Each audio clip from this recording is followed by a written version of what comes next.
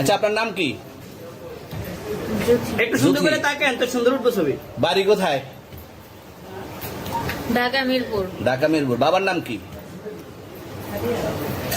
বাবার নাম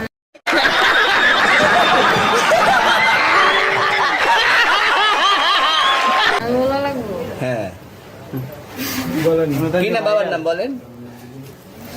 রহমান। রহমান। মায়ের নাম? পারুল। পারুল। এই ব্যবসা কতদিন করেন? এই আজকের থেকে শুরু। আজকে থেকে শুরু। আর কতদিন চলবে, এরকম কতদিন চলবে না এই যবে ব্যবসা? থেকে তোদের এই থানা থাকবে,